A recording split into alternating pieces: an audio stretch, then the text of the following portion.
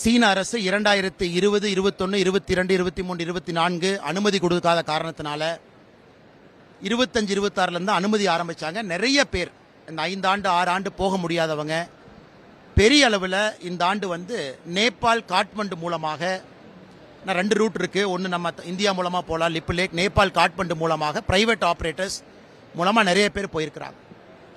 நேற்று அங்கே நடந்திருக்கக்கூடிய சம்பவம் என்பது மிக மிக துரதிருஷ்டவசமானது. ஒரு border immigration point Nepal Tibet பார்டரில் அவ்வளவு பேர் அடிச்சுட்டு போயிருக்கிறாங்க. ஈரோட்டிலிருந்து, கரூரிலிருந்து, ராமநாதபுரத்திலிருந்து, சென்னையிலிருந்து நிறைய டூர் ஆப்ரேட்டர்ஸ் கூட்டிகிட்டு போயிருக்கிறாங்க. ஈஷா அமைப்பு கோயம்புத்தூர்லேருந்து அவங்க அதிகாரப்பூர்வமாக 73 பேர் மிஸ்ஸிங் அப்படிங்கிற அறிவிப்பு கொடுத்துருக்குறாங்க. நேபாள் அரசு கூட நிறைய பேர் இந்த பக்கம் மிஸ் ஆகிருக்கிறாங்க.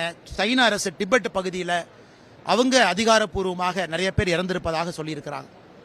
இது உடனடியாக தமிழக அரசு இதில் தலையிட்டு இங்கிருந்து ஒரு மீட்பு குழு அனுப்பி வைக்கணும். காரணம், இது 2 நாடுகளுக்கு இடையில் இருக்கக்கூடிய ஒரு பகுதி. நேபாள் ஒரு பக்கம், டிபெட் ஒரு பக்கம். துரிதமாக, ஏன்னா ஏற்கனவே இந்த யாத்திரைக்கு 2018 நான் போயிருக்கிறேன். நிறைய காம்ப்ளிகேஷன் இருக்கு சைனா சைடில்.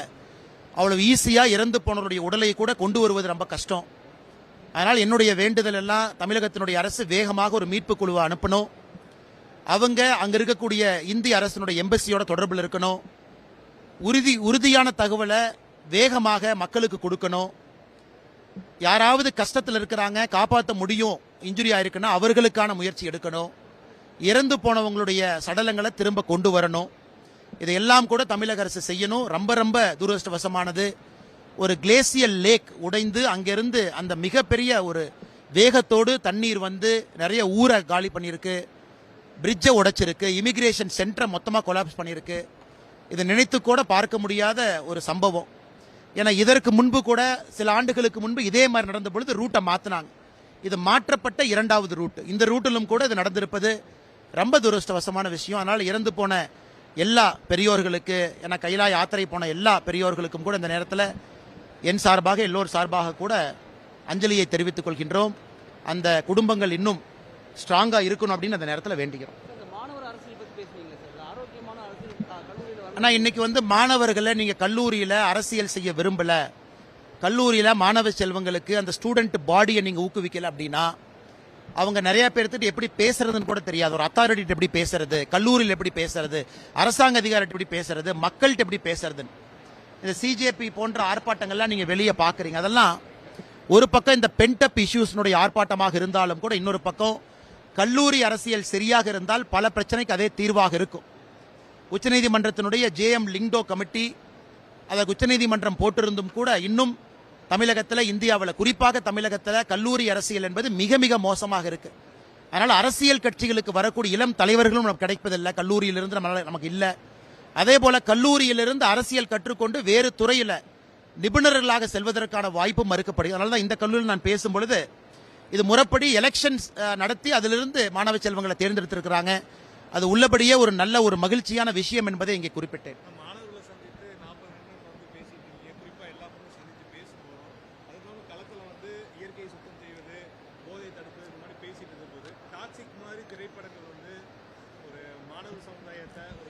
நான் சில விஷயத்தில் ரொம்ப ஓப்பனாக இருக்குங்கண்ணா. சென்சார் போர்டு வந்து இன்னும் கடுமையாக இருக்கணுங்கண்ணா. இந்தியாவை பொறுத்தவரை இப்போ அமெரிக்காலாம் போகிறோம் அப்படின்னா யூரோப் நாடுகளில் எவ்வளவு கடுமையாக சென்சார் போர்டு இருக்காங்க. இங்கே வந்து நிறைய சீன்ஸ் நம்ம பார்க்குறதெல்லாம் ஏற்றுக்கொள்ள முடியாத சீன், ஏஜ் குரூப்பு சம்மந்தமே இல்லாத ஒரு சீன், 16, 18, 14 எல்லாமே. அதனால் சில திரைப்படங்கள் முழுமையாக சென்சார் செய்யப்பட வேண்டும். திரைப்படத்தை தடை செய்ய வேண்டும் எப்போ நான் சொல்லலை, முறையாக சென்சார் செய்யப்படணும். அப்போ யார் போகலாம், யார் போகக்கூடாது அப்படிங்கிறது தியேட்டரில் ஸ்ட்ரிக்டாக என்ஃபோர்ஸ் பண்ணணும். எத்தனையோ படங்கள் சென்சார் கொடுத்தும் கூட தியேட்டரில் அதை என்ஃபோர்ஸ் பண்ணுறது இல்லை, எல்லாத்தையும் உள்ள விடுறாங்க. மாலில் மட்டும்தான் பயப்படுறாங்க, மாலில் இருக்கக்கூடிய சினிமா தியேட்டரில் தான் அதை பயப்படுறாங்க. அதனால் தியேட்டர் உரிமையாளர்களுக்கு என் அன்பான வேண்டுகோள், சில திரைப்படங்களை இன்னைக்கு மாணவ சமுதாயத்தை சீரழிக்க ஆரம்பித்திருக்கிறது. நீங்கள் சரியான இடத்துல சென்சார் குறியீடுகளை நீங்கள் பின்பற்றணும். அதே போல் சென்சார் இன்னைக்கு பெரிய ஸ்டார் நடித்திருந்தாலும் கூட எந்த காட்சிகளை அனுமதிக்கணும், எந்த காட்சிகளை அனுமதிக்க கூடாது அப்படிங்கிறதையும் சென்சார் முடிவெடுக்கணும். ஆனால் சமீபத்தில் வரக்கூடிய சில திரைப்படங்கள் நிச்சயமாக நமக்கு ஒரு மகிழ்ச்சி அளிக்கக்கூடிய திரைப்படங்களாக இல்லை. ஏன்னா ஒரு பக்கம் woman empowerment, rape against woman, atrocity against woman ஒரு பக்கம் தொண்டை தண்ணி கிளிய கத்துறோம், இன்னொரு பக்கம் ஒரு சினிமா ஒரு உமனை வல்கராக, ஒரு உமனை செக்ஸ் ட்ராஃபியாக, ஒரு பெண்ணை நான் மனைவி வச்சுக்கலாம், அதன் பிறகு துணைவி வச்சுக்கலாம். ஏன்னா சமீபத்தில் இந்த 2-3 நாட்களாக வந்திருக்கக்கூடிய படமெல்லாம் பார்த்தீங்கன்னா அதை காட்சிப்படுத்துறாங்க. அதெல்லாம் எவ்வளவுதான் நம்ம பேசினாலும் கூட ஒரு சினிமா என்பது வெரி பவர்ஃபுல் மீடியம். அது தவறான பல சித்தரிப்புகள் அதை செய்ய ஆரம்பித்திருக்கிறது. அதான் ஒரு வேண்டுகோளாக வச்சேன். ஆனால் கல்லூரிக்குள் இருக்கிறோம், அதாவது சொல்லி வேற எதாவது சாயிர போறப்ப ஆனா பெரிய ஆபத்து. காரணம் இன்னைக்கு ஒரு மெட்டாவோ பெரிய சோஷியல் மீடியா நிறுவனத்தினுடைய ரெவென்யூ பார்த்தீங்கன்னா இந்தியா தான் பிக்கெஸ்ட் கான்ட்ரிபியூட்டர் ஆஃப் ரெவென்யூ. நம்ம தான் பிக்கெஸ்ட் கான்ட்ரிபியூட்டர். காரணம் மக்கள் தொகை அடிப்படையில் இன்னைக்கு எல்லோருமே ஒரு அக்கௌண்ட் வச்சிருக்கனால நம்ம அடிக்ட் ஆகிட்டோம். அல்காரிதம் வந்து மக்கள் அடிக்ட் பண்ணுது, அல்காரிதம் அந்த ஃபீடை கொடுக்குது. ஸோ டோப்பமைன் அடிக்ஷனில் பாதி பேர் ஹோட்டலுக்கு போங்க, பஸ்ஸுக்கு போங்க, ஃப்ளைட்டுக்கு போங்க, நடந்து போங்க, சோஷியல் மீடியாவில் மட்டும்தான் இருக்கிறாங்க. அதனால் ஒரு தலைமுறை ஜோம்பிக்களை உருவாக்கிட்டு இருக்கிறோம், ஒரு தலைமுறை ஜோம்பியை உருவாக்குறோம். இந்த மாணவ செல்வங்களுக்கு சோஷியல் மீடியாவும் கண்ட்ரோல்டு என்விரான்மெண்ட்ல கிடைக்கணும். அதுவும் கூட முக்கியம். ஒரு அமெரிக்கா நிறுவனம் வாழவோ, ஒரு யூரோப்பிய நிறுவனம் வாழவோ, இந்தியாவில் இருக்கக்கூடிய நம்முடைய கஸ்டமர்ஸ் அண்ட் கன்சியூமர்ஸ் ஒரு கினியா பிக்கை போன்று இருக்கக்கூடாது என்கின்ற கருத்தை இங்க நான் வச்சேங்கண்ணா. ஏன்னா ஆஸ்திரேலியா அண்டர் 16 கீழே தடை பண்ணியிருக்காங்க, ஆஸ்திரேலியா தடை பண்ணியிருக்காங்க, இங்கிலாந்து தடை பண்ண ஆரம்பிச்சிட்டாங்க. உலகத்தில் இருக்கக்கூடிய நாடுகள் எல்லாம் அண்டர் 16 கீழே 16 வயசுக்கு கீழே இருக்கக்கூடிய மாணவ செல்வங்களுக்கு சமூக வலைதளம் என்பது முற்றிலுமாக தடை. அவங்க எல்லாம் முன்னேறிய நாடுகள். ஆனா இந்தியா போன்ற நாடுகளும் அதை ரொம்ப பரிசீலிக்கணும், தடை செய்ய ஆரம்பிக்கணும், கண்ட்ரோல்டு என்விரான்மெண்ட்ல கொடுக்கணும் என்பதும் என்னை போன்ற மனிதர்களுடைய தொடர்ந்து நாங்கள் வைத்துக் கொண்டிருக்கக்கூடிய கோரிக்கையாகவும் இருக்கு. நிறையாங்கண்ணா சோசியல் மீடியாவை பார்த்து கொலை பண்றாங்க, சோசியல் மீடியாவை பார்த்து கொலை பண்ணதுக்கு அப்புறம் அந்த கிரைம் சீனை எப்படி வெளியே வரலான்னு பாக்குறாங்க. அதில் நல்லதும் நடக்குது, இல்லைன்னு நான் சொல்லிங்கன்னா. ஆனா நிறைய கெட்டது நடக்குது. பால்ய பருவம், வயது குறைவான ஒரு பருவம், 14, 15, 16 இம்பர்சனபிள் மைண்ட், எதை பார்த்தாலும் நம்பக்கூடிய ஒரு வயசு. இன்னைக்கு இந்தியாவுடைய சமூக வலைதளத்தினுடைய தாக்கம் அதிகமா இருக்கு. ஆஸ்திரேலியா, இங்கிலாந்து எல்லாரும் பின்பற்றும் பொழுது இந்தியா போன்ற நாடுகள் கடுமையான சட்டங்களை கொண்டு வருவதற்கு எதற்காக தயங்க வேண்டும் என்பதும் என்னுடைய கருத்துங்கண்ணா.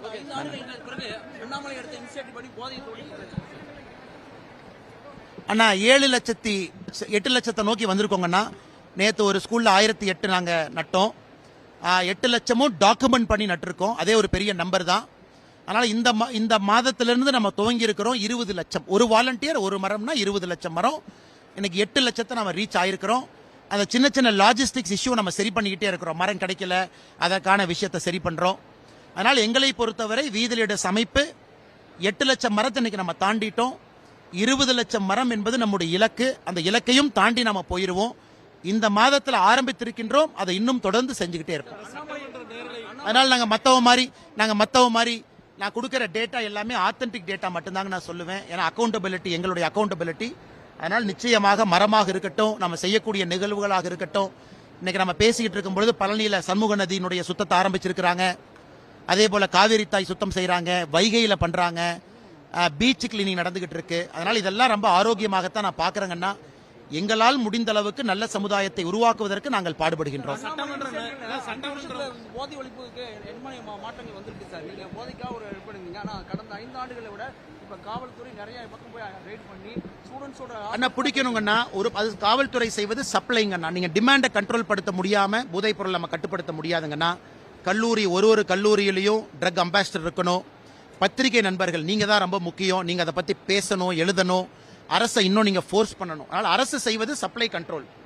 ஆனா நீங்க டிமாண்டை என்னை கண்ட்ரோல் பண்ண ஆரம்பிக்கிறீங்களோ அதற்கு இது போன்ற விழிப்புணர்வு நிகழ்வுகள் நிறைய நடக்கணும். டிமாண்டும் கண்ட்ரோல் ஆக ஆரம்பிக்கும் பொழுது முழுமையாக நம்முடைய தலைமுறையில ஒரு போதை இல்லாத தமிழகத்தை உருவாக்க முடியும் என்று நம்புகின்றேன். சட்டமன்ற நேரலை வந்து பெரும் விவாதமா ஏற்பட்டிருக்கு. இப்ப இளைஞர்கள் வந்து சட்டமன்றத்தை பாக்குறாங்க. ஆனா எதிர்கட்சி வந்து பாத்தீங்கன்னா அதை வந்து ரீச்சா கன்வெர்ட் பண்ணிடுறாங்க. அவங்க ஒரு பதட்டத்துல பேசுற மாதிரி இருக்கு. சோ அந்த நேரலைங்கிற விஷயம் நீங்க எப்படி பாக்குறீங்க? சட்டமன்றத்தில் நடக்கிறது மக்களுக்கு நேரலையா தெரிவிப்பது. அண்ணா சட்டமன்றத்தை பொறுத்தவரை அது டிராமா மன்றமாக மாறிவிடக் கூடாது என்பதுதான் என்னுடைய கருத்துங்கண்ணா. சட்டமன்றம் ஆக்கப்பூர்வமாக, உணர்வுபூர்வமாக மக்கள் பிரச்சனைகளை மட்டும் பேசக்கூடிய இடமா இருக்கணும். ஆனா இன்னைக்கு நாம் பார்க்கும் பொழுது ஏதோ பழைய பஞ்சாயத்தெல்லாம் சட்டமன்றத்தில் வந்து தீர்த்து கொள்வதாகத்தான் நான் பார்க்கிறேன். அரசியலுக்கு வருவதற்கு முன்பு இருந்த பஞ்சாயத்தும் சட்டமன்றத்தில் தீர்க்கப்படுகிறது. சட்டமன்றத்தில் சில மெம்பர்ஸ்க்கு இருக்கிற பஞ்சாயத்தும் அங்கே தீர்க்கப்படுகிறது. அதனால் நான் ஏற்கனவே சொன்னது போல ஆளும் கட்சியின் சார்பாக இருக்கக்கூடிய எம்எல்ஏக்கள் புதியவர்கள், இன்னும் அவங்களுக்கு நிறைய செஷன் வேணும். அவங்களும் வேகமாக இம்ப்ரூவ் ஆகிட்டு இருக்கிறாங்க. எதிர்கட்சியிலையும் புதியவர்கள் இருக்கிறாங்க. அதனால் இன்னைக்கு சட்டமன்றம் ஒரு டிராமா மன்றமாக மாறிவிடுமோ என்கின்ற ஐயம் தமிழக மக்களுக்கு ஒரு கேள்வியாக எழுந்திருப்பதை பல இடத்துல நான் தனிப்பட்ட முறையில் பார்க்கிறேன். நன்றி.